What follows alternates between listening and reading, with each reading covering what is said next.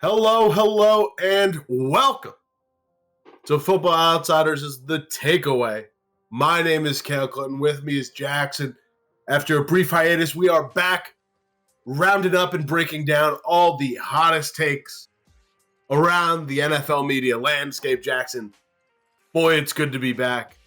I kind of think the time off has let these things kind of stew. Not only has it given us more data to go off of and snaps to take in, but we've really allowed the cream to rise to the top of the take landscape. We're getting the best of the best coming in. I can't wait to break it down with you. This is the super takeaway this week. This is an accumulation of all the best things we've heard over the past 3 weeks.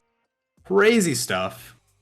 You see this stuff, you're like, when's the next takeaway so we can get into it? And it's finally arrived, so let's not delay any further. But before we get into it, Jackson, I'm as excited as you to break it down. But as always, we got to thank our friends over at Underdog Fantasy. Play Underdog Fantasy with us and double your first deposit up to $100 with promo code OUTSIDERS. Are your season-long fantasy teams floundering? Play Underdog's Battle Royale, a fast 6-round weekly fantasy football draft with easier chances to win than traditional fantasy sports sites. You can even win $50,000 if you grab first place. Jackson, you can also try pick'em games where you can easily pick players' chances to go over or under their projected stat lines, even in states where traditional prop betting currently isn't available. Underdog is the fastest growing fantasy site around, and you can join the fun over at UnderdogFantasy.com or download the Underdog app in the App Store. And if you use promo code OUTSIDERS now, you can double your first deposit up to $100. Jackson's Underdog pick of the day, DK Metcalf. No stats, just a gut feeling. Like where your head's at. As always, you got to get in to the remnants, the aftermath of Thursday night's action. A flag fest over on Amazon Prime with the Carolina Panthers jumping out over the Atlanta Falcons 25-15. Now, the takeaway itself doesn't directly come from the game, but comes in a conversation that happened prior on the Move the Sticks podcast with Daniel Jeremiah and Bucky Brooks. Daniel Jeremiah gives a good analogy talking about, have you ever heard of the HGTV show Good Bones, Jackson? Maybe in passing. Maybe on a TV guide once. As Jeremiah describes it, it's a bit of a fixer-upper show looking into more rundown houses to see which can be reclaimed because, they got good bones. And in the words of Daniel Jeremiah, Jackson, the Carolina Panthers have good bones. Now, they fired Matt Rule. They've got a question mark at quarterback. But Jeremiah points out, and by the way, we're not playing the clip because it's about half a podcast long. But Jeremiah really hammered on a strong young core for this Panthers team. Left tackle Ike Mekwano, he had in the top 25 rookies of the 2022 season. Gave rave reviews about DJ Moore. Bucky Brooks specifically said that the biggest impact from the youth movement comes on the defensive side of the ball between guys like Brian Burns, who the Rams tried to give 2 first-rounders for, and the Panthers said no way. Derek Brown is also on that defensive line. In that secondary, you got J.C. Horn and Jeremy Chin, who's currently on IR, but what we've seen from him on film has been pretty impressive, their eyes at least. Jackson, put it on the scale. The Carolina Panthers have good bones to build on going forward. Lukewarm. It's not going out on much of a limb. It's kind of just saying there's not much there, but what's there has some structure to it. But I agree. I don't think they should have traded DJ Moore and Brian Burns. If you just empty the cupboard, what's attracting people to come to your team? What's there to build on? You can't just bring young guys into the building with nothing around them. There has to be not only some veteran presence, whether that's 3 years of experience or 10, but there's got to be, existing talent, guys who are leading by example. And I like that they have kind of one on both sides of the ball, like one star, not superstar. I think Brian Burns brings more to the defense than DJ Moore does to an offense, but both very good, well above average players at their respective positions. When you have high draft picks, when you have lots of infusion, young talent coming into the building, you need guys to already be there in order to build around them. I'm going to put it a little hotter on the scale because I think it's just public perception around the Carolina Panthers. And I get they're a bad team this year that has very much overperformed their expectations thus far with, the win against Tampa Bay, the emergence of a guy like PJ Walker, who, mind you, not going to be the starter going forward, at least into the, he actually just announced as the starter for next week in Carolina. I'm more referring to next year in Carolina. I personally don't think the quarterback who's going to start for him is in the building. I think it's wild because they're one of the only teams where you can name 4 quarterbacks who are in the building. Exactly. But it's a good structure. DJ Moore, even finding a guy, like the ability to find a guy like Deontay Foreman. I get you don't hit on a guy like Chuba Hubbard, who in his first couple years in Carolina has not panned out as the RB2 / rising RB1 you'd thought he might be. But a pickup off the street like Deontay Foreman at least shows good process, at least shows an ability to scout and an ability to identify talent off the street. And every guy that they name, especially a Brian Burns, a JC Horn, a DJ Moore, stud, especially Brian Burns. Brian Burns is encroaching into that, there's a reason you turn down draft picks for a guy like Brian Burns. Because known quantities are better than lottery tickets, obviously. So having that in-house already, you don't need to risk making that decision again. Yeah, and I think there's other positions you can make that argument for too. I mean, the wide receiver cupboard was looking pretty bare for a while there, but all of a sudden Terrace Marshall, not necessarily living up to the second round billing, but he can be a wide receiver 3 if they bring someone else in. And Laviska Shenault, biggest play of the game last night. I mean, granted, he still has butter attached to both hands at all times, but can be a gadget guy in the right offensive system. I feel like they're one receiver away now, which I wouldn't have said at the start of the year. Now, Jackson, they did have a bit of a secondary take in there, which they were split on. So I feel like presenting it to you. Okay. Who has the better setup going forward? Carolina or the Houston Texans? Now, like we just said, Carolina, a lot of good bones. Doesn't have as big of a draft cupboard going forward. But they also don't have to pay a lot of bodies coming in. They're not necessarily cap hamstrung, especially getting McCaffrey off the books now.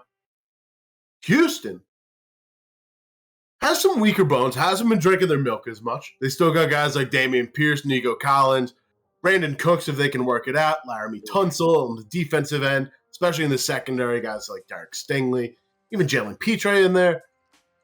But they've got 5 picks in the first 3 rounds of 2023, including 2 first-rounders, and they've got 2 first-rounders next year.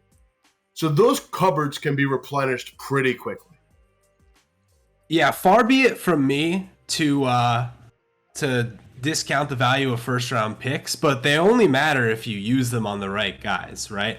I think I would rather have, not that Carolina, I mean, we've talked about how it is bones, not a full body with both teams. I think Carolina's got more bones. I would rather, both of these teams don't have a quarterback, so that's a wash right there. In any situation, I'm going to lean towards the team with the quarterback.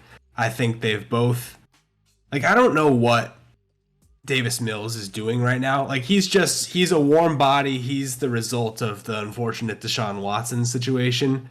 But like the answer is just whichever of these two teams gets a quarterback first. The rest is going to work itself out. They're both going to have high draft picks. Carolina winning this game ironically hurts their draft pick. So maybe Houston gets the edge in that sense, but we can debate, the JC Horns versus the Derek Stingleys of the world all day. It's really just going to come down to who gets the quarterback first. And Houston will probably have their pick of the litter. They're the one win team in this league right now, so they're winning the race to pick number one. I've got to still go Carolina in this case, just because I have so much hesitation around the process in Houston, the rest of the front office. I don't know if Steve Wilks will take over as full-time head coach. It looks like the Houston Texans will also be in the new head coaching market come 2023. But at the very least, I trust Carolina's scouting department just a little bit more. I hope they keep Steve Wilks around because he's been at least a good motivator, getting these guys up for a game against division rival Tampa Bay, even when Tampa Bay was on the downswing.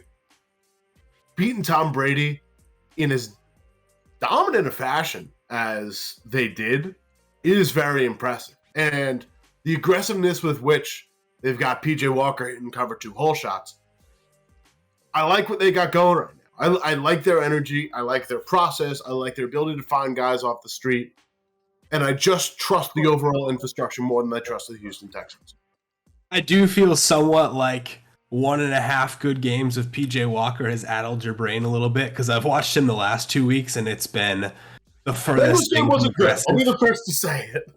Yeah, the last 2 games have been the least aggressive quarterbacking you could possibly imagine, but rain game, I get it. I do think it comes down to the quarterback position, but if you're just going to ask me who's got more right now, regardless of the first rounders moving forward, I'm going to side with Carolina as well.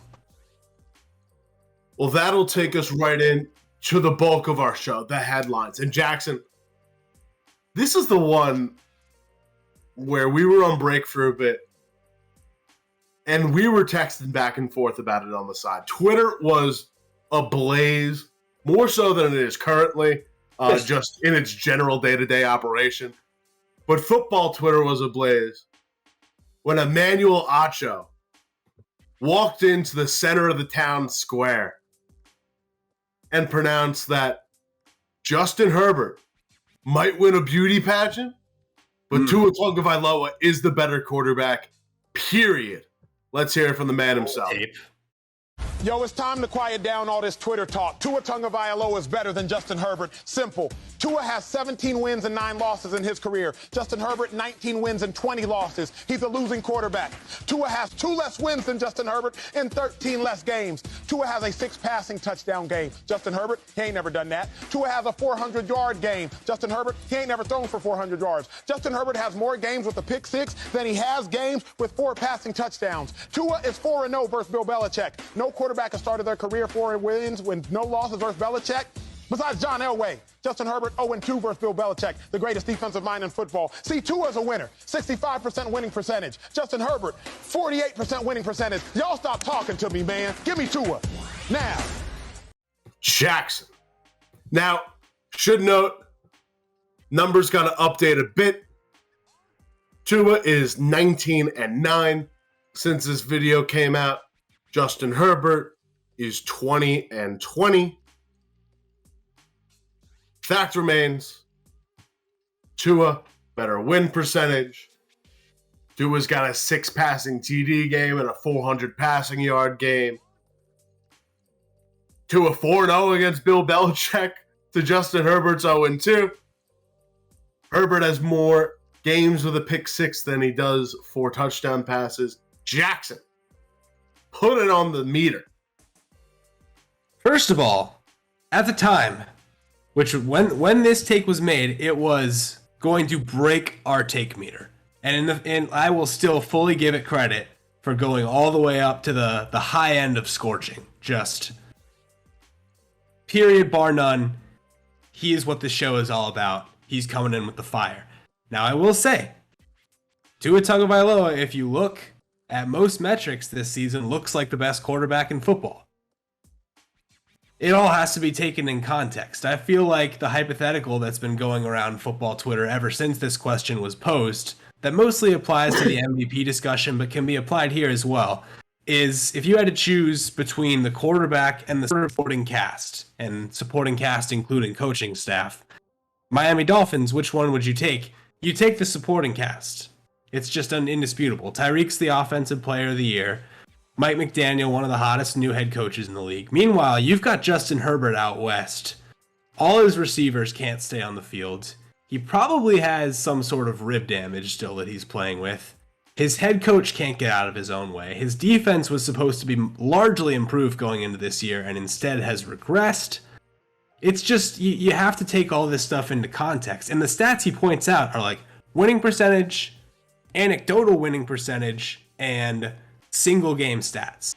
Like, there's no body of work there. And the interesting thing is you could have just gone this year body of work stats and made a very coherent argument for Tua, but it's a very mishmash list of stats that just don't prove anything. So to conclude it all, it's a scorching hot take for sure. Now, I think it's cooled down a little. I'm going to put it hot. I'm not going to put it scorching. I think time has allowed it to kind of mellow out. Just because Tua's looked fantastic. I think there are still some major general concerns with underperformance within the Los Angeles Chargers organization this season.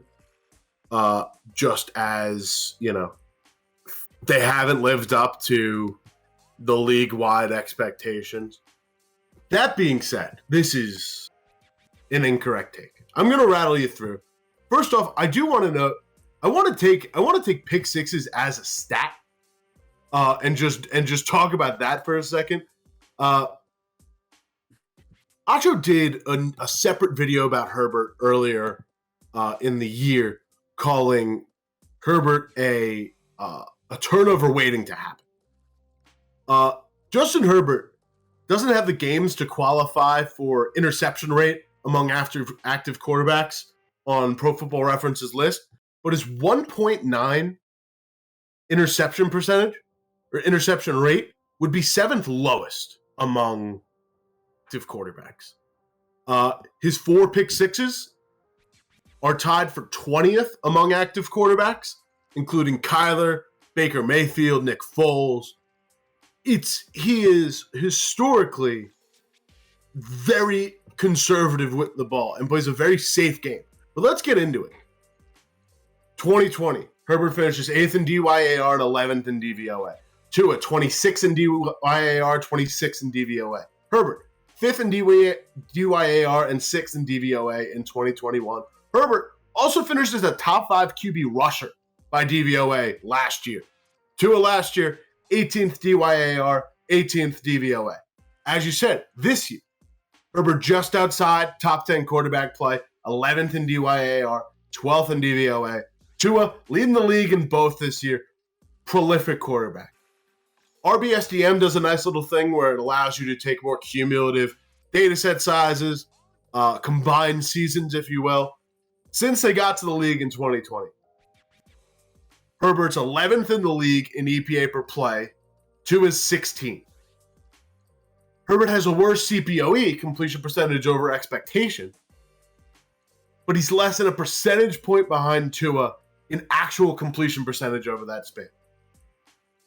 This doesn't even mention the fact that that Herbert has attempted 400 more passes than Tua Tagovailoa, averages 75 more passing yards per game, gets more rushing yards per game, and takes 0.2 more sacks per game, despite dropping back 40% more often.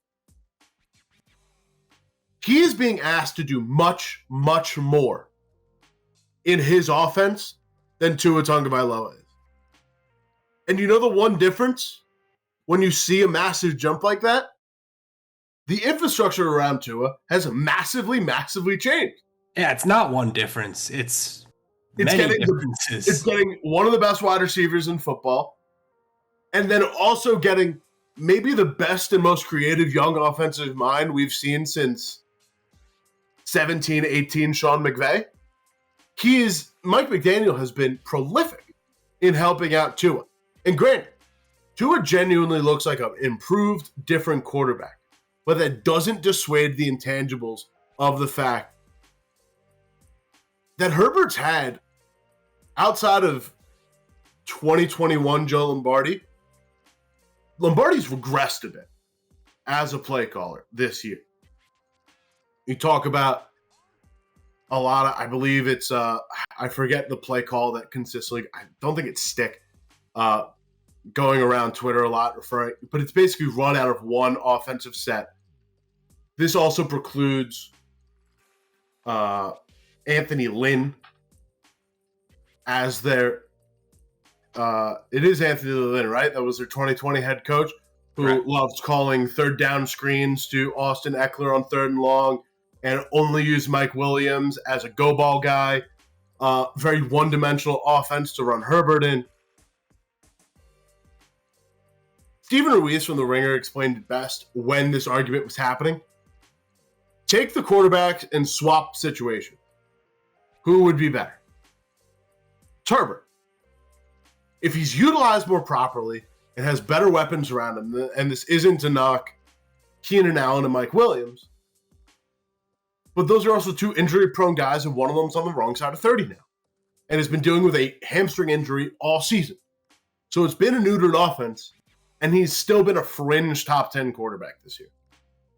It's hands down Justin Herbert. Tua has drastically improved, but I would much rather have Justin Herbert on my team than Tua Tagovailoa. Yeah, switch their situations, and it's no longer a conversation. Tua with that Miami offense would break the league. The arm talent is just Miami offense.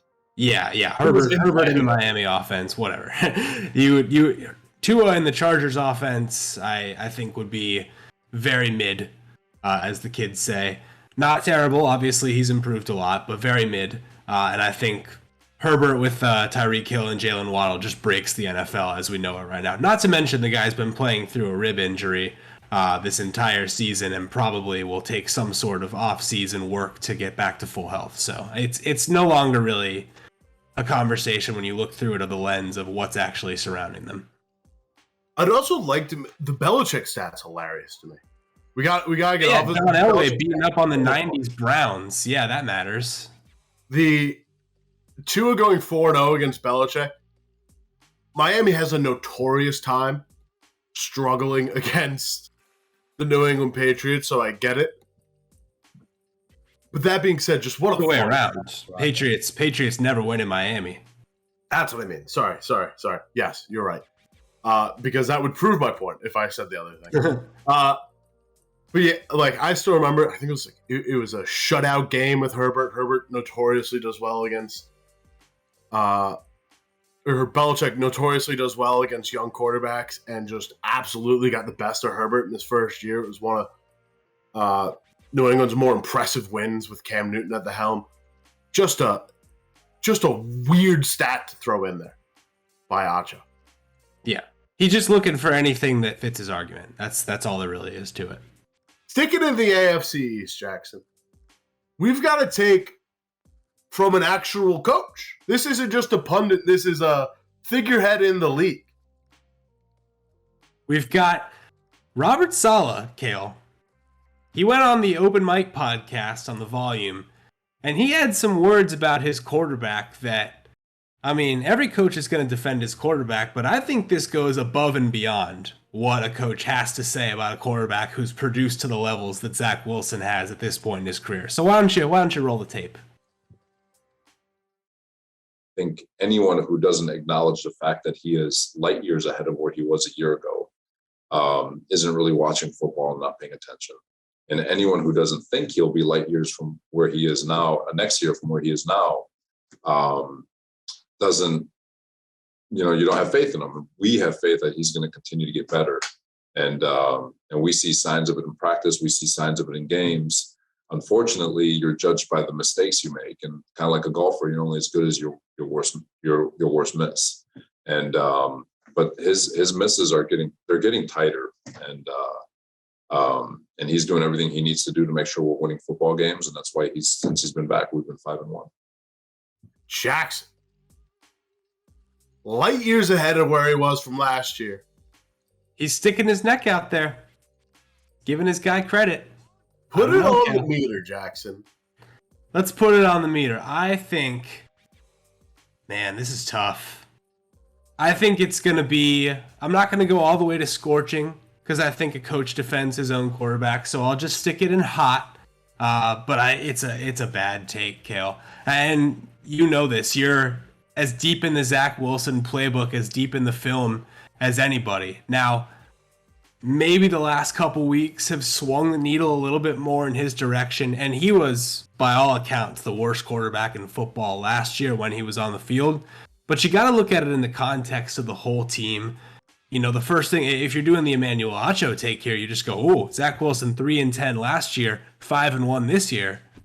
He's the difference. But, I mean, first of all, the one loss, he was absolutely the difference in the opposite direction. If they don't have Zach Wilson, they win that Patriots game. Every other game before the Bills game, you kind of look at it and say this was an inferior opponent. Zach Wilson nearly held them back, especially the games where they had Breece Hall and he was the offense. He's not doing anything to push the team in the direction of victory. It's the defense. It's the ground game. It's always something other than Zach Wilson. And I haven't seen a point this season where it's been, all right, he's driving the bus. He's leading the game-winning drive. He's the guy moving forward. The biggest part of it to me is he commits to him being the guy moving forward, at least in the next year, at least from the quotes perspective. I don't know. They have so much other good talent on that team. Do you really want to make that commitment? Jackson. There are a few people who've watched more Zach Wilson football than I have. Watched every snap of the man in triplicate that he's taken as a professional. Jackson, I'm teetering on calling this. I can't speak for the future. The second half, prognosticating that he'll be light years ahead next year of where he is now. I can't call that. He's light years ahead of where he is now than he was last year. Jackson, I'm teetering on calling it freezing. He's statistically dead on.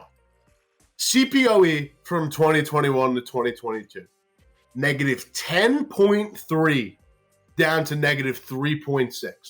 Adjusted EPA per play drops more than half, minus 0.139 to minus 0.055. DYAR is the 16th worst by a rookie quarterback in 2021 with negative 569. DYAR is a cumulative stat. We can't totally pan it out for the rest of the season. But his DYAR is positive right now, Jackson. It's 94. DVOA, negative 32.3%, down to negative 3. His interception rate and his touchdown rate have both gone up by 1/10 of a point. Let's call that a wash.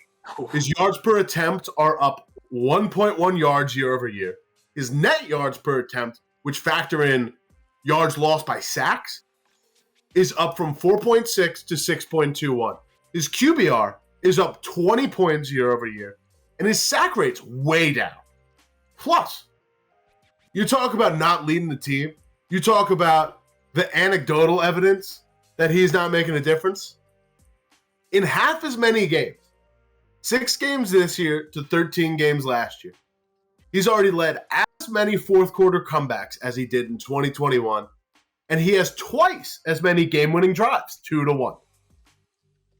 Jackson, I get Wilson's penchant for hero ball makes him look like a fool sometimes, and he makes some very stupid mistakes because he's got that itch in there that he wants to end up on SportsCenter top 10 every time he touches the ball. And every play has to get salvaged into something. That being said, there are instances where he's learned major lessons. I talk about the Mike White game a lot as a Zach Wilson evaluator. Watching on the sidelines watching Mike White kill the Bengals with checkdowns, not having an A-dot above 5, and beating the eventual AFC champions outright at home was a big lesson for him. By the time he learned it, when he came back, Elijah Moore was out, Corey Davis was out. He's throwing checkdowns to Braxton Berrios and Jamison Crowder. Doesn't have the proper infrastructure around him. This year, the game against Buffalo, Jackson, he doesn't that's how they beat Buffalo. It's just quick pass, mitigation down on the offense. They made any given Sunday this week, and the most fascinating thing I found, Zach Wilson this year has led the league in time to throw with 3.12.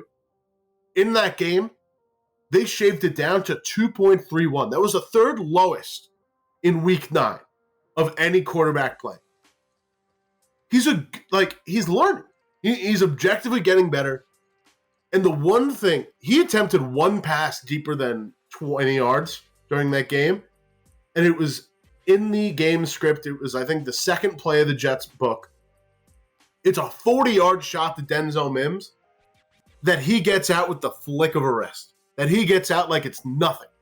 And he dots a diving Denzel Mims. And if he comes down with it, it looks way better. And it's probably one of Wilson's better throws as a quarterback because it looks so clean out in the hand. I'm not a Wilson believer in the long term. I think the Jets would be better off with a different quarterback in-house. So there you go. That's the whole thing. That being said, you can't deny this level of improvement. He's going from the worst quarterback in the league to cracking top 20, knocking on the door of top 20, just by performance metrics alone. Here's my thing, though. I think they've child-proofed him. And when you have a child-proofed quarterback who barely cracks the top 20 with a great scheme around him, who hasn't thrown 3 touchdowns in a game ever, who only's thrown 2 touchdowns in a game in a disastrous Patriots loss where he just started throwing stuff downfield and Devin McCourty was just sitting there waiting for it, then you're just you're building an offense where the ceiling is check down after check down, depending on the rush game to stay ahead of the chains and depending on your defense to create turnovers in order to win. I don't see that as maybe there's some improvement there, but I don't call that light years because I don't think Zach Wilson's a guy who can win you a game, which is ultimately what you're looking for at the quarterback position, is it not? But he's done it. His game-winning drives alone, he's done it twice. Two in half as many games. Listen, you got to build a foundation. I think the fact that they've child-proofed it in year 2, as they start to assemble these offensive pieces, they've also been gutted at the line. This team has been absolutely decimated at the offensive line. So the fact that Wilson's sack percentage is down is very telling of how improved he is as a not only just quarterback, but an evader of pressure, a guy who can ad-lib a bit. And the ad-libbing stuff, the backyard football stuff, is what you drafted him on. That's the ceiling. But to get to that ceiling, you got to start building the floor up a little bit more because the floor was catastrophic. The floor it was a foundation of sand. You couldn't build anything on it. Getting this small check down stuff in and helping him improve a little bit more, just getting those fundamentals down, then he could start taking the 15-yard shots. Then you could regularly integrate those 40-yard shots into your game. It's a work in progress. At least in the way I see it, it's a work in progress. And like I said, the biggest comparison that I made in the Jets Almanac chapter was Josh Allen. They're neck and neck in DYAR, DVOA as rookies. They were catastrophically bad. And this is the kind of improvement you need to make to actually implement that 3rd-year jump, that 4th-year jump. I'm not saying this team has the time for that because I think this team is not only ahead of schedule, is ready to compete right now if they have a different quarterback, but it's about managing those schedules. It's about trying to figure out where you can fit it in, how you can make Wilson improve more. But doing this against a Buffalo team and seizing that opportunity, Buffalo's giving them a ton of cushion. They're going quick. They've got heavy RPO implemented. They've got heavy play action implemented. When this team's at full strength, and when Wilson's got a little bit more of this experience under his belt, and he knows and has the confidence that he can do the small stuff, then you can start to structurally implement the big stuff that Wilson really wants to go to. And also, going to the small stuff will open up the deeper stuff because you'll have to press down a little bit more. How good a take can this really be if you're saying he's light years ahead of where you thought he would be, but at the same time, or light years ahead of where he was last year and will be light years ahead next year? How can you agree with that, but then say they'd be better off with another quarterback? I mean, that's just the last piece of the puzzle here. I don't see a world where, I mean, this guy, he's throwing for maybe 150 yards on average in the games that they win. I don't know how. Where's the missing puzzle piece to think that's the guy who's going to actually elevate your team and win you games starting next year? I'm just saying that the teams are on two different timetables. This is a team that's ready to win now, and Zach Wilson is a work-in-progress quarterback. But fair. If you're willing to put in the time, if you're willing to wait a year, because a lot like DJ Reed on a multi-year contract, Jordan Whitehead multi-year contract, most of this defensive front that's been prolific is locked up. The linebackers aren't, but that whole defensive front, that whole defensive line is locked up. You got the offensive line relatively tied up, especially in the interior. The backs are good. The wide receivers are locked in. You just signed 2 tight ends. The entire infrastructure of the team, because they've won now, like because they're at the record they're at, they've picked up some pretty genuine wins at this point. This is a team that if you plopped in, let's say, Derek Carr, who might become available this offseason, it's a team that would be pretty immediately competitive in the realm of the AFC. And that's just because Derek Carr's more experience, has the ability to process. And if you're in an offense that's going to make it as easy as it's making it for Zach Wilson, the guy like Derek Carr who's got quick processing, can actually execute this stuff on command, doesn't have to be taught, can win games immediately. Zach Wilson's on a different timetable than the rest of this team. But if you're willing to wait, and if you're willing to establish this baseline, then the ceiling that Zach Wilson can actually achieve with the big scrambling around, the 60-yard throws, the stuff that made him a number 2 overall pick out of BYU, if you're willing to establish that foundation, that end goal is much more easy to achieve. It's the fact that they couldn't do the small stuff that drops these catastrophic DYAR numbers, CPOE numbers, EPA per play numbers in the 10th of a digit. That's what, like, if you're willing to wait, you get the fruit that bears it. Interested to see how that goes, because I think if you're ever arguing that you could take this quarterback out and put Derek Carr in, that your team might be better off, I think you're in a bad spot. But I understand where you're coming from. I'm talking short term. I think short term matters for them. We'll see. Fair. Let's stick with Robert Saleh and talk a little Coach of the Year. Richard Sherman podcast. Richard Sherman himself lists 4 candidates for potential Coach of the Year and does not list the odds-on favorite Nick Sirianni of the Philadelphia Eagles. Let's hear Sherm explain. That is not obvious. If it was obvious, I'd give it. But because I want to give it to Saleh, I want to give it to Pete, his old quality control. Pete's old quality control. Saleh and Pete up there. But Kevin O'Connell, 7-1. You know, you got to put him in the discussion. You got to put Daboll in it. They're 6-2. Giants are still 6-2 and still competitive in the NFC East. So there's a lot of great candidates for Coach of the Year. I selfishly want to give it to Pete or Saleh, but Kevin O'Connell is definitely in it. Jackson lists off Robert Saleh, lists off Pete Carroll, Kevin O'Connell, Brian Daboll. No Nick Sirianni in the mix. Put it on the meter.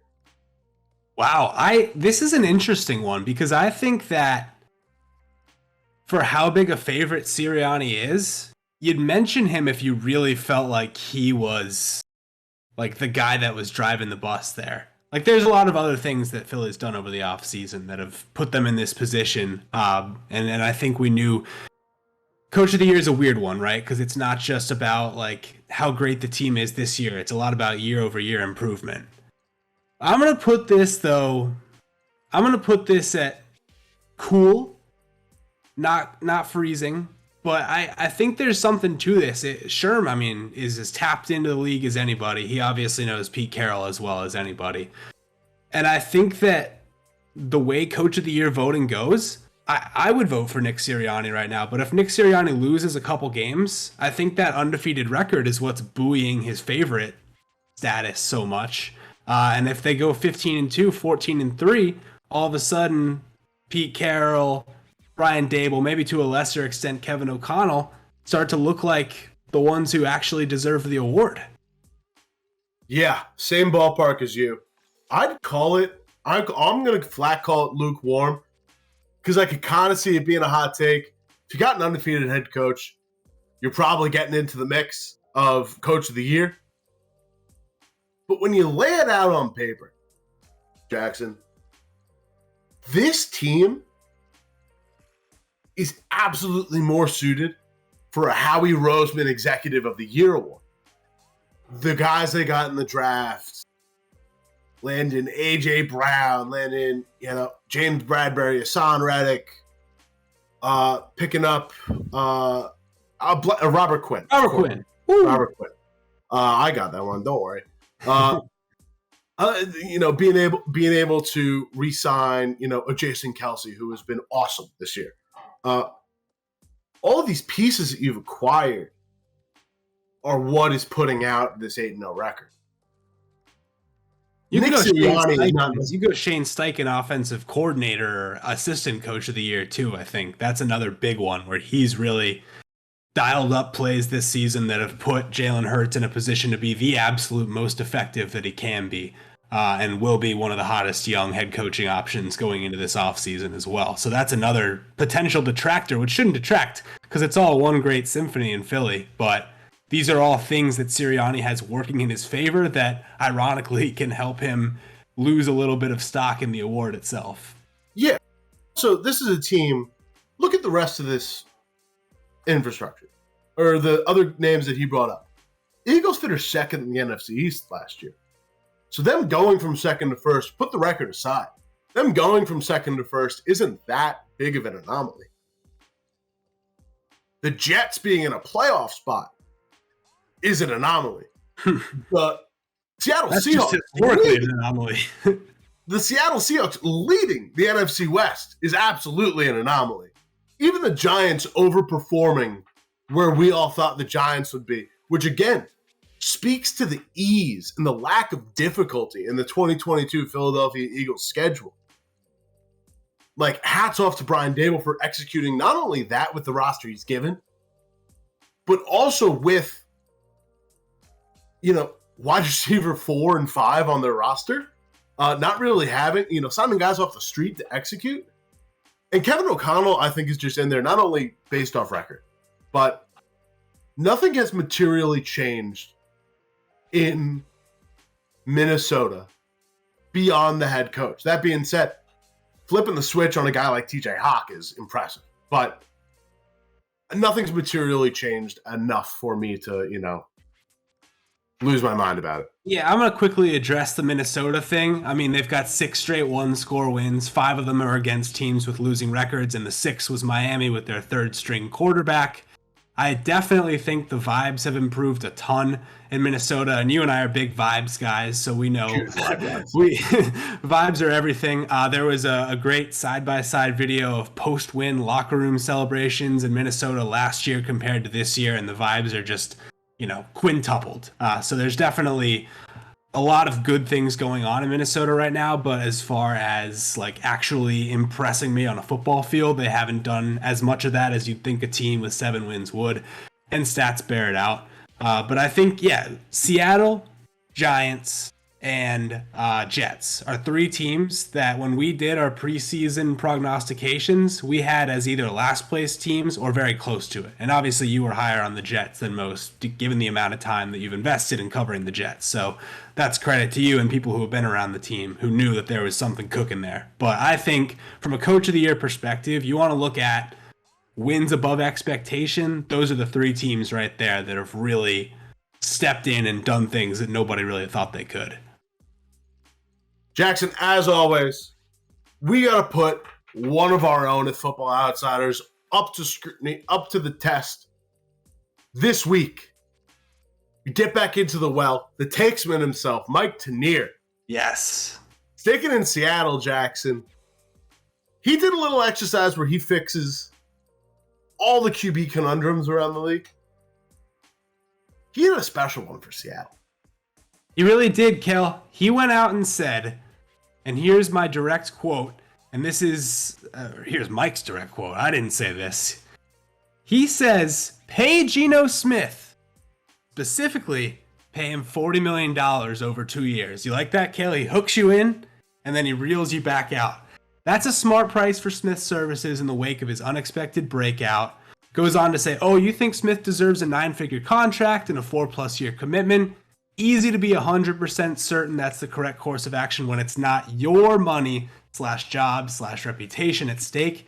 And then he says, he goes even further, the Seahawks need to think of Smith as, quote, a premium bridge quarterback, and they need to strongly consider dipping into a deep 2023 quarterback draft class, perhaps with that first rounder the Denver Broncos traded them. I'm going to flip this one on you first. Seahawks should consider a high draft pick first rounder and not commit to Geno Smith for more than 2 years. Where are you putting it on the take meter? I'm putting it hot because of just how prolific Geno's been this season. Our own Derek Klassen also put up a film breakdown of Geno where it's not just an anomaly at this point. We've got a big enough sample size. We've got enough film. Geno Smith has truly been one of the best pocket passers in the league this year. That being said, absolutely, you can't trust it. This is so far from anything that Geno Smith has done in his career that just assuming that this is the new norm you can't assume. You can't ride on that. You know, I said during the news show, I believe that, or I forget where we had talked about it, but we're talking a lot of places, Cal. We're here, we're there, we're everywhere. Voice in a lot of ears, in a lot of different channels. But I said, absolute floor for Geno Smith next year is $15 million a year. And that's probably being conservative, but it's also recognizing that, hey, this is 1 year of bordering on elite performance at quarterback. In a down year for quarterback performance, which I do think we should acknowledge. Yes, that is actually a great point. I wouldn't have even considered that. I was more hooked on you can't get enamored with 1 year when everything else preceding it, maybe it's just not getting a shot. Maybe it's, Ben McAdoo was able to give him a little bit here. No one else was really willing to give him some playing time outside of Pete or his 1 year stint in LA. But you can't let this 1 year represent the norm of the last, 8-9 years. You got to play a little bit more conservative, and you got to have a contingency plan. Geno Smith's also old. Older than you'd like him to be for a, not quite generational or like era of quarterback, but you're not building anything around a 32-year-old from scratch, at least. So you got to have that guy in there. Absolutely. Pay Geno what he's worth. Reward him for the deal. But you got to have plan B in there. You got to be building towards something. Yeah, and I think the other good thing Mike does here is points out that, what other team is going to call your bluff? You offer Geno, either that 2 year, $40 million deal, maybe a 1 year for a little higher AAV. What general manager is going to go above and beyond that as an offer, given the lack of track record? He lists one, and he says, who he is, and his boss is already firing head coaches and replacing them with former players turned consultants. Wink, wink. We all know what front office we're talking about here. So, I don't know. I think it's a smart take. I'm going to put it at hot as well, just because, I don't know, it sounds right. But I like that a lot because I think and here's an interesting case study. You look at Geno's numbers this year, they're a lot like Kirk Cousins last year, and Kirk Cousins has dipped from like the 7th best quarterback by DVOA to 18th this year. So there's nothing in the Geno Smith playbook track record that says that can't happen next year. And as I mentioned, I also think this is a down year for quarterback performance, which, great for Geno Smith for rising to the top, but if he was even a few spots lower in some of these, either DVOA or EPA leaderboards, I think we'd be a little bit less inclined to buy him as a long-term solution for Seattle. Last point before we move on, another point that Klassen had made was that these are pretty much similar numbers to what Ryan Tannehill was putting up in the reclamation year in Tampa Bay, where he replaced in Tennessee, where he replaces Marcus Mariota. I love that comparison. And then gets that $118 million deal.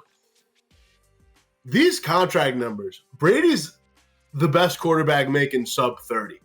The floor for a lot of these guys is 30 mil, with Tannehill finishing just under in average per year. I could see a Saints team, a team that has a competitive roster, for lack of... Because we know they've got lots of cap, Cale, that they're anxious to spend. Yeah, again, negative 60 mil in cap. Not the best place to start for a 30 mil a year contract. But, even like, and I'm pinching myself saying this after everything I said, Zach Wilson. I don't really mean it, but I'm using it as the best example that comes to mind. But a team like the Jets, a team that is competitive right now, but doesn't have the quarterback play necessary. If they were desperate and wanted to go on a short-term deal, like those are the guys who would match that 2 years 40. Those are the guys who would exceed it and take that 30+ mil a year contract for Geno and go off the one sample size and throw that proverbial Hail Mary. Geno Smith to the Jets, Zach Wilson to the Washington Commanders, Taylor Heineke back to the XFL. Who says that? Who says that? I don't know. Moving on to some fantasy takes. This one comes from Fantasy Flock Network. Guy who I've gotten a lot of fantasy advice from in the past off of YouTube. Appeared in my YouTube shorts. I became a fast fan of his. He went down and ranked all the running backs for the rest of the NFL season. He had some choice words for Aaron Jones. Now our next guy, Aaron Jones at 16. The Green Bay Packers, straight up bad. Like, I don't really have much faith in the Green Bay Packers turning it around with Aaron Jones as well. This is a running back now dealing with the ankle injury. I know he's back at practice. I know Aaron Jones looks fine, but I see a 27, 28-year-old running back in a bad offense now dealing with an ankle injury. I think there's a red flag there, even though he's clearly a player that has a high ceiling. I mean, we've seen Aaron Jones go out there and be a top 3 running back in fantasy. I mean, we've seen him go through and have a very large role in this offense this year. I'm just a little worried. Now our last Jackson. D tier for Aaron Jones. 16th among current running backs going forward. Put it on the meter. Yeah, you say you've been getting advice from this Fantasy Flock guy. I'm in now. I think that's great advice. Aaron Jones is 10th among ESPN fantasy running backs in the half-point PPR scoring system, which in my opinion is the superior scoring system. And I don't see how that improves when everything else around him is crumbling. The Packers are falling deeper into this malaise. They already are going up against a Dallas team this week that I expect to key heavily in on the run and force Aaron Rodgers to make plays to Allen Lazard and whatever else is out there, because I don't know if they have any other healthy receivers, Kel. That's a legitimate, is Christian Watson ready to go? It doesn't look like it. Is Sammy Watkins ready to go? Whoever knows with him. The Packers offense is in shambles, and as great as Aaron Jones can be, I don't see how he's going to improve his production with everything else crumbling, and dropping from 10th to 16th doesn't seem like much. So I'm going to put it, is it cold, cool? Whatever the second one from the bottom is, I lose track sometimes. That's where this one is, because it's not going out on much of a limb, but I also agree with it. Jackson, I'm sticking it at cold, but it's also because I've got some choice words to say about it. Oh. Jackson, the path forward for Aaron Jones is through the passing game. Because at this point, Fair. the Green Bay Packers don't trust a lot of their passing offense. And even some of their own, even some of those wide receivers that Rodgers doesn't trust, have gone back on Rodgers' according to reports saying that they didn't really appreciate Rodgers throwing him under the bus during preseason, calling him out directly. Aaron's a quirky guy. Aaron's going to go to the guys he trusts. It's why Alan Lazard has such a big chunk of their offense. And even Robert Tanier has a big chunk of their offense. Last 3 weeks, though, Jackson, according to fantasydata.com, Aaron Jones has a 16.8 target share. That leads the team over the last 3 games. They're getting a lot more to their running backs and leaning on the guys that they trust. And it helps to supplement the fact that they might not be rushing as much. And this even contains, an Aaron Jones game 2 weeks prior where, Buffalo, they lose by 10, but Jones rushes 143 yards on 20 carries. He's doing decently in the rush game, but the Packers don't exactly have the offense to always rush. They've got to be passing. But that production is going to come from the guys they trust, from the guys like Aaron Jones. And in the last couple of weeks, we've seen that Aaron Jones and A.J. Dillon are going to be getting a lot of work because they want to run this through they want to run this through the run game. It's the one thing they're having a monicum of success with. And even in the passing game, Jones and Dillon are both the guys that Rodgers trusts to get things working, to get things moving. And if they can't even find guys open downfield, they're going to turn back and go to these running backs in check down, in short yardage situation, picking up chunks, picking up something. I see a path forward. That's all I'm saying. I can see it, but I can also see it the other way. I mean, Aaron Jones has 3 touchdowns this year, 2 of them in the Washington game, 1 in week 2 against Chicago, which was by far his best fantasy output of the season. Nice that they get to play Chicago again, always a soft run defense. I thought he was going to have a huge day against Detroit. I even put it in our staff picks article last week. Like, he was my guy out of all the fantasy players that I thought was going to have a big week.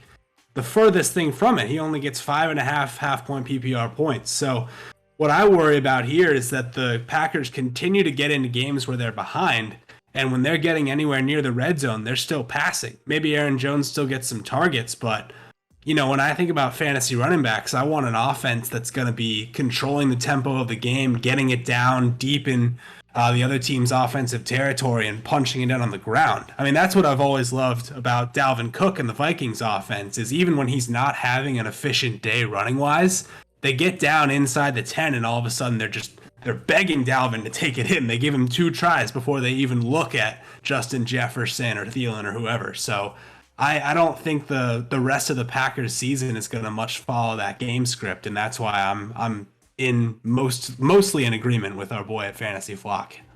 Jackson, I will add one note that puts a little bit of rain on my parade. Biggest part of them staying in games is getting defensive production and is keeping points low. How they've done it Not back only is Rashawn Gary done for the year with the ACL, we knew that. Quarterback Eric Stokes might also be done for the year, as just broken on my phone via the Bleacher Report app. Not great. Not great. Also, don't forget Aaron Jones dealing with an ankle injury now. I mean, he practiced today. Seems like he's going to play moving forward, at least assuming it doesn't get worse. But, I mean, fantasy production's a fickle thing. One little tweak here and there to an ankle can certainly affect things too. Jackson, let's keep it in the realm of fantasy. Going over to our guys at Fantasy Footballers. Yeah, this is a big one. This got everyone at the desk of Fantasy Footballers' ears poked up, and it got me going too. So let's see what they've got in store for us this week. All right, I want to borrow those steel underpants that you wear so often. Get in here, brother. And I'm going to go with Tom Brady. Oh, man. Against the Seattle Seahawks. And I understand. It's I brought spicy. it up. One touchdown, no touchdowns, one touchdown. I think Brady's due for some positive touchdown regression. He just need a change of environment. And I think the ending of the last ball game, I know it seems like a small thing to focus on, but if you saw, it was like a load off. He's gone through a lot this year. I think, this 2.5% touchdown rate, you're going to see some bounce back. Seattle's a good enough offense to make this game kind of exciting. I think it's time. Godwin you know what? Oh, no. Oh. Hey, It's a Godwin touchdown guarantee. Oh. Chris Godwin, 0 touchdowns this season in 7 games. Tom Brady, only 10 touchdowns in 9 games. Where are you putting it on the take meter? Tom Brady breaks out of his fantasy lull, and Chris Godwin catches a touchdown against the Seahawks. Jackson, this is blazing hot. This is scorching. Not only is it scorching for, Babe Ruth calling her shot at the plate, that the touchdownless Chris Godwin is going to grab a score this week. It's just not. It's not the week for it, Jackson. It's not. It's not the week for it. I said it in the staff picks, which, by the way, highly recommend you reading. It's my favorite piece to write up every week. Mine too. We've all got a lot of good info in there. I think the fans love it as well. The readers over at FO. Highly recommend you checking it out. I said it. Brady bailed out the rest of the Buccaneers last week. I don't think it's that big of an exaggeration to say that. Against, by DVOA standards, a bad Los Angeles Rams passing offense. Guys that didn't know how to defend the sidelines. Was able to drive down the field, put up a game winner in typical Tom Brady fashion. That game also saw the lowest intended air yards per pass attempt of the season for the Buccaneers. And that's not a good thing. It's not a good thing, especially for a guy like Godwin, who's slotty, who can get over the middle stuff, but you're not getting break-off touchdowns that way. You're not doing a lot of that. And with that He's being looking said, for other guys down there, too. He's looking for Evans always, of course. He's looking for Cade Otton a lot down there in the red zone now, too. The Bucs are always looking for excuses to give Leonard Fournette empty stats that goose his the justification in his contract or whatever. I just don't see the opportunity there for Godwin these days. He's not a vestige of the red zone offense like he maybe has been in previous years. listen, that being said, there is a path forward. If Brady's going to run check down city and he's just going to dink and dunk over the middle and dink you to death, Seattle Seahawks, 24th in defensive DVOA on short passes. Their strength is more so the deep ball. 15th in defensive DVOA against deep passes. And you figure Tariq Woolen probably shadowing Mike Evans in this game so that you might get some Godwin versus Kobe Bryant, no relation, one-on-ones as well. We'll see how it goes. Listen, I like being bold and brash here. It's bold. It's bold. It is scorching hot. I'm right there with you. Slide whistle, please. It's there, but I see the vision. I do. Let's move over to our picks. The Bet On It podcast. Joe Raineri. You know, I've got a spoiler alert for you. This is a pick that I am in lockstep with this week. So let's listen to it and let's see where you're at. I got to tell you, this Miami team down here, oh boy, it's for Dan Marino, who? It is ridiculous how much smoke and how much excitement they've got going on down here, thinking this team is just absolutely going to drop 70 points on everybody.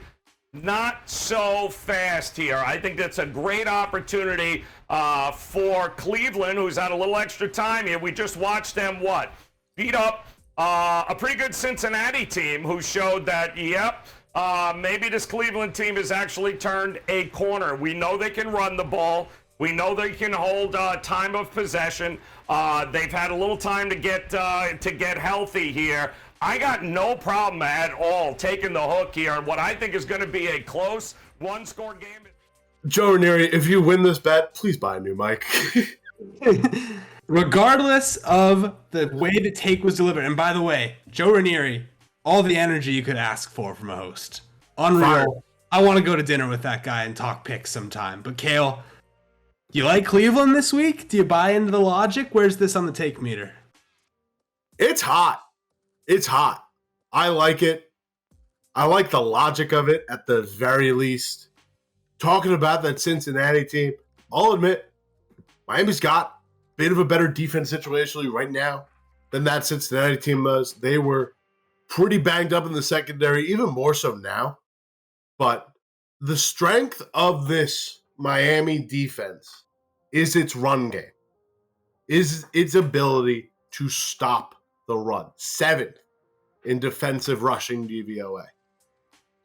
And we all kind of know what Cleveland's strength is as an offense. With Jacoby Brissett and really 2 wide receivers to speak of and a good tight end.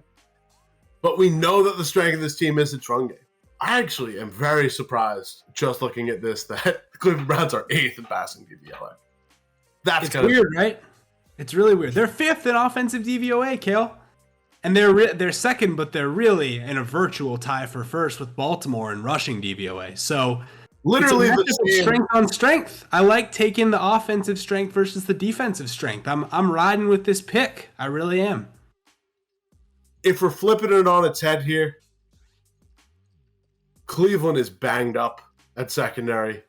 Let's see where, a Denzel Ward is in this game after the bye.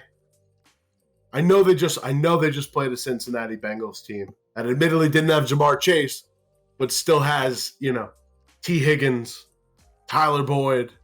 That being said, they have not faced an offense on their schedule, period, quite like this. They haven't faced a wide receiver like Tyreek Hill.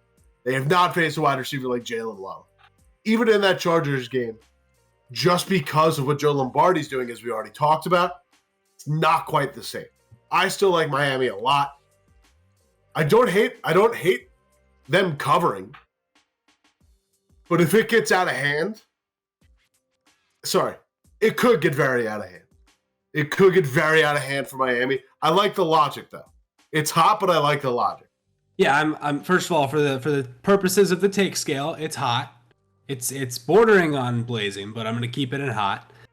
I think here's why I like this a lot. First of all, Cleveland's defense not necessarily performing up to what you would say like their highest capability is, but I think in terms of bothering Tua, in terms of getting them out of rhythm, there are very few people in the league like Myles Garrett who can do that single-handedly, and he's there. He's ready to rock. Second of all, I think in order to beat a team like Miami, you have to be able to control the pace of the game. Like, that's just the number one thing you have to do. Keep the ball for as long as possible. Keep it out of the hands of the explosive play offense. Ironically, the team that's done that the best so far this year is the Bills, who still lost that game despite having the ball for 40 minutes and putting up 500 yards of offense. But I think the Cleveland has that blueprint. I think they can run the ball effectively enough, despite the fact that the Miami defense is stronger against the rush. I think Amari Cooper has been good enough for 2 or 3 big plays a game lately. Jacoby Brissett, surprisingly competent. Again, you look at quarterback play this year, across the board, it's down. Suddenly, Jacoby Brissett doesn't look so bad. So I see the vision. I picked this as my upset of the week, too, in the Staff Picks article. These are the reasons I have set forth. I think it can happen.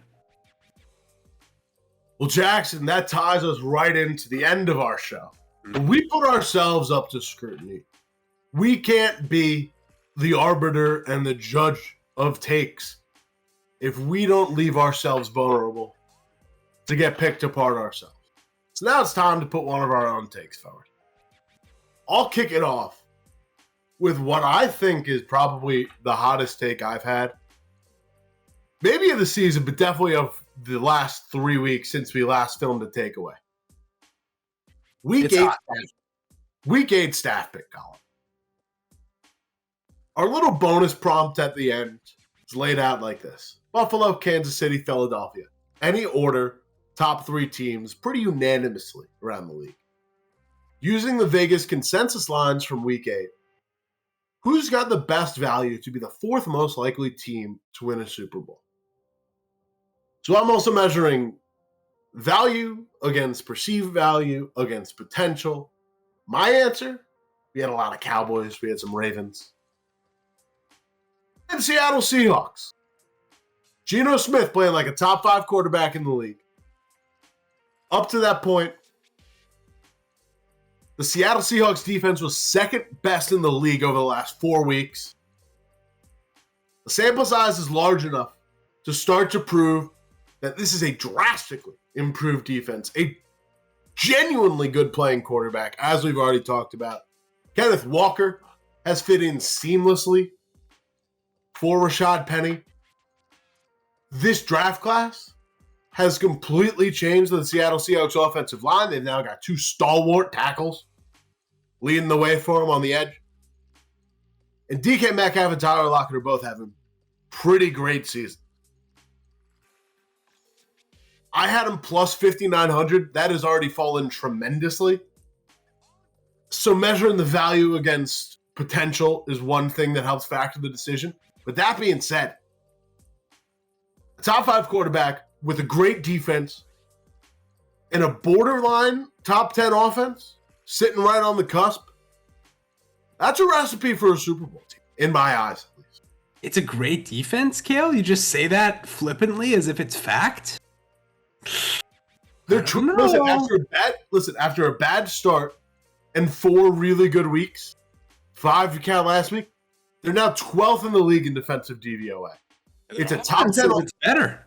It's a top 10 offense and a borderline top 10 defense. And that's considering how middling this defense was in the first 4 weeks of the season. So yeah, it's a good defense, bordering on a very good defense. Great might have been a little flippant. I mean, here's the thing, Cal, and I hate to do this every time you go on a pro Seahawks rant.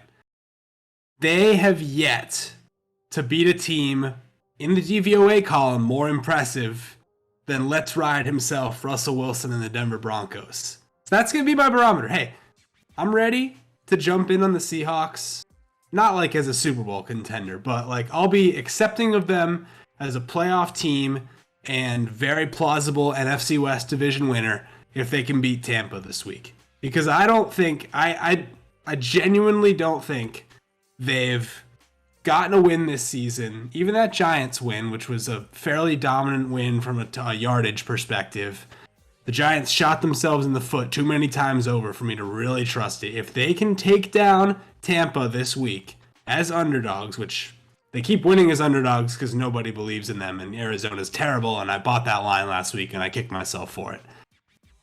That will be the moment where I start to believe in them, but I still am not there, because you can't, like, you've been very flippant about saying that the Seahawks actually can win the Super Bowl. Not just that they have, 5,900, great number. Can the Seahawks win the Super Bowl? I don't see it. They have the 4th best chance to win the Super Bowl, and they have the 2nd best chance in the NFC. And also, my biggest comparison, I'm going to leave it here. My biggest comparison in the article was last year's AFC champion, the Cincinnati Bengals. Seahawks are in a tougher conference given the complete implosion of the AFC North last year with injury. Baltimore sets a record-setting record for adjusted games lost. Steelers are very banged up. Browns completely fall apart. It's a good NFC West. It's competitive. Cardinals aren't who we thought they'd be. Rams aren't necessarily who they thought we'd be. But talent-wise, it's there. This team is performing better in both offensive DVOA and defensive DVOA through this point of the season. And has had a marginally tougher schedule than what the Bengals had last year. Doesn't take a lot for the path to open up in the playoffs. And then by the time you hit the Super Bowl, it's basically a coin flip. That's my logic. Just to refute some of that logic, very briefly, The Cincinnati Bengals had one of the most fortunate, lucky roads to a Super Bowl that I can remember in barely taking down the Raiders, who shot themselves in the foot on 1st and goal by calling an unnecessary timeout.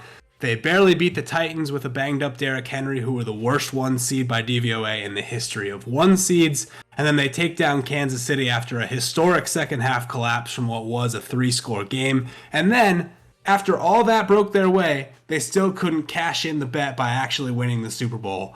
And they sort of took a little bit of their own pill by shooting themselves in the foot in the second half against the Rams. So all that had to break right for that Bengals team. You're in a completely different scenario with Seattle, and none of that is guaranteed. Also, Cincinnati had more impressive regular season wins last year that let you know they were capable of beating those top-tier teams than Seattle has so far.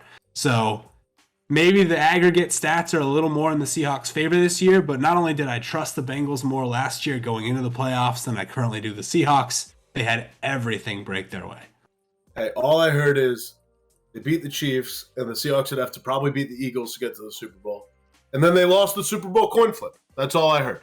That's all I heard. Put your take up to scrutiny, Jackson. Super Bowl coin flip. I love it. Let's not even do Super Bowl picks this year because we all know it's just a coin flip now. My take. I think now this is a value argument again because I don't necessarily think it's going to happen, but I think if you bet this, there's good value there. You know how the Eagles are undefeated, Cale? They got some tough games coming up. That Dallas Cowboys team is 440 plus 440 to win the NFC East right now. They are 2 games back. They do have the tiebreaker against them, but they have another game against the Eagles coming up. It's in Dallas. They win that game. The tiebreaker's a wash. You have to make up one more game somewhere along the line. These 2 teams have the 28th and 29th ranked future schedules, so both have a bit of a cakewalk moving forward. But let's examine the Eagles a little bit here, Cale. 27th ranked rush defense right now, per DVOA. Who do they go up against in future weeks after dealing with Washington this week? Oh, just the teams that have Jonathan Taylor, Aaron Jones, Derrick Henry, Saquon Barkley, and even the Bears got a little Khalil Herbert, David Montgomery, and Justin Fields, of course, thing going on in the ground game. The recipe is there to beat this Eagles team. It's pound it, control the clock, keep the ball out of Shane Steichen's little grubby hands. And I really believe in this Dallas team because of the star power on defense and because I really trust Dak's steady hand at quarterback. I really think if Dallas keeps from stumbling, maybe loses one more game along the way and beats the Eagles that second time around, I think Dallas at 14-3 can very much win that division, and I like the plus 440 odds. I like the odds. I like the logic. I like the odds. There are too many frisky teams in there for me to get worried about on Dallas's. Like, Dallas has to play Minnesota. Love it. Philadelphia doesn't. They get an extra game at home against Washington. Dallas has to go to the road against Washington to close their season out. And we know how seasons end in Washington. It's the way seasons start for a team like the Patriots in Miami or the Bills. I'm more making a reference to the Eagles' little playoff collapse a year or two ago. Are we talking about that, or are we talking about the game where Doug Peterson tanked against Washington and then still got fired anyway? I'm talking about the game where Doug Peterson was it Peterson? Yeah. Listen, I get it. I don't think you can mention Jonathan Taylor as like a big threat to stop the Eagles when he has been one of the worst running backs in football this year, and has been constantly injured. It's still in there. I know the Jeff Saturday thing has swayed me in the direction of not thinking they can win that game. But, it's Jonathan Taylor. You got to put some respect on his name when he wins Offensive Player of the Year just last year. Jackson, that respect gets very, very diluted when the following year they put up the worst rushing DVOA in the league. It's been bad. I'm not disputing it. But for one game, you don't think Jonathan Taylor can go sicko mode, Cale, for one game? I don't. I genuinely don't. Having Green Bay and Tennessee at home helps. That where I see it maybe happening for you, Jackson, is that 3-game road stretch late in the season New York, at Chicago, at Dallas. If this bet's going to cash, it happens in that week. That's where I see it happening. I can see it.